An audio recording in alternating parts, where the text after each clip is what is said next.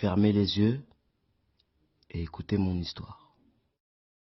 Lorsque j'étais tout petit, en Afrique, tout le monde nous disait que l'Europe était un semi-paradis, que la galère n'existait pas et que tout était beau.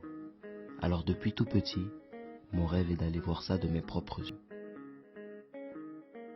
Mon grand-père y était pendant la guerre 39-45. C'était un tirailleur. Ses souvenirs de l'Europe n'étaient toujours pas si roses, mais depuis, les temps ont changé. Je suis l'aîné d'une famille pauvre. Mon père s'est beaucoup battu pour nous donner une très bonne éducation. Donc après mes études, j'ai décidé d'aller me chercher et pouvoir aider ma famille.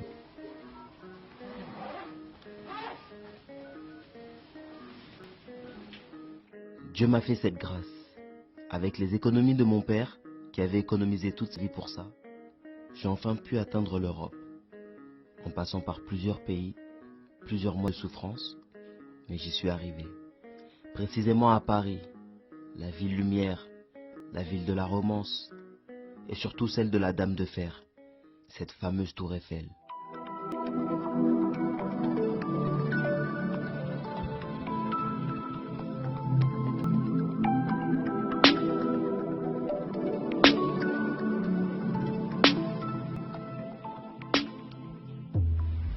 Arrivé à Paris, je m'attendais à un accueil chaleureux, voir de la joie partout, des sourires, surtout de l'aide.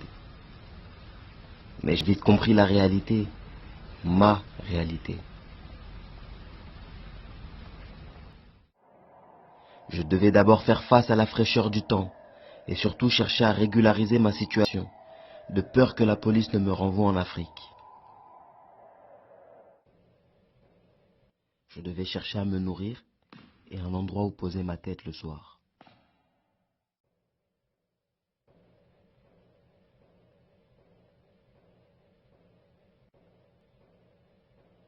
Il aura fallu que j'alterne avec 6, 7 petits boulots noirs pour pouvoir survivre. Bien faire mon ami, bien faire. C'est pas bien nettoyé, hein.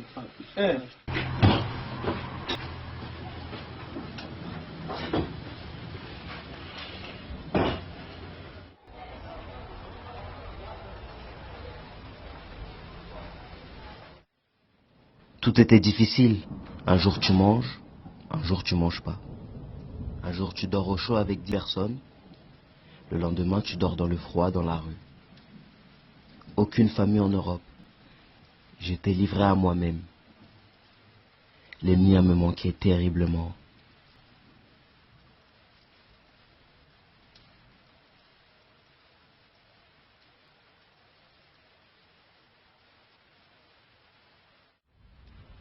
En Europe, sans papier, tu n'existes pas. Tu n'es rien. J'ai fait tous les organismes sociaux, toujours pleins. Partout aucune place pour moi.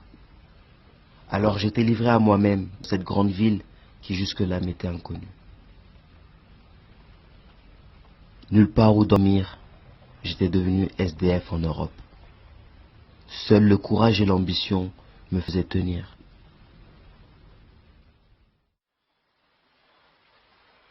Un soir, je reçois un appel de ma famille. Il m'apprenait que mon père venait de nous quitter.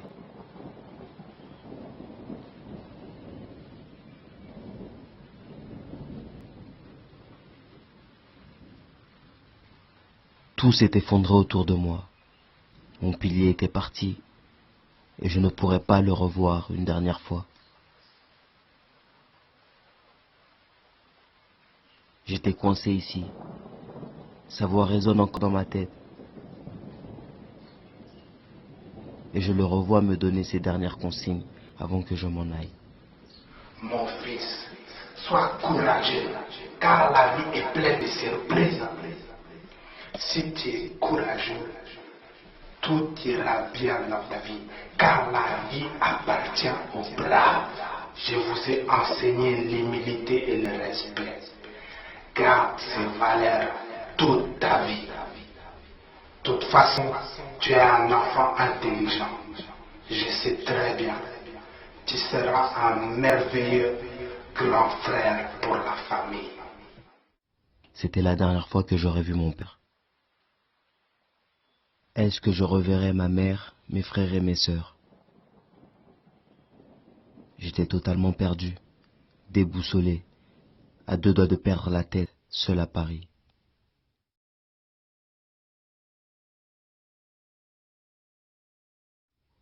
Et puis il y a des milliers de personnes dans la même situation que la mienne, et avec les mêmes rêves que moi. Tout devient noir, il faut que je me relève, que je trouve la force quelque part pour m'en sortir. J'ai eu à passer des moments très difficiles et à faire face à la galère, mais l'ambition que j'avais faisait raviver cette flamme de courage tous les jours. Je suis venu pour m'en sortir, j'ai fait cette promesse à mon père, j'ai la foi, je le ferai.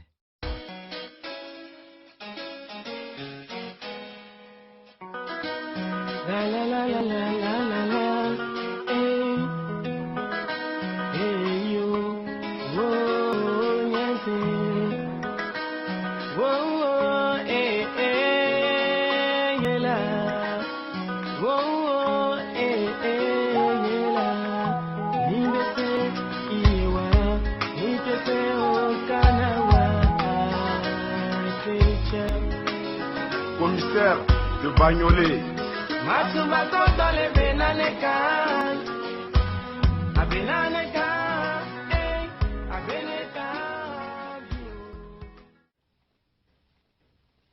Et puis un bon matin, dans mes interminables promenades, j'ai rencontré le bonheur dans la rue. Ce jeune patron qui m'a donné ma chance dans ce que je sais et mérite de faire. Il m'avait déjà rencontré une fois et nous avions discuté ensemble. Et cet homme ne m'avait pas oublié. Il m'a offert un vrai travail et un vrai salaire. Il m'a surtout aidé à trouver un logement. Cette situation m'a permis d'avancer et surtout d'avoir une carte de séjour française.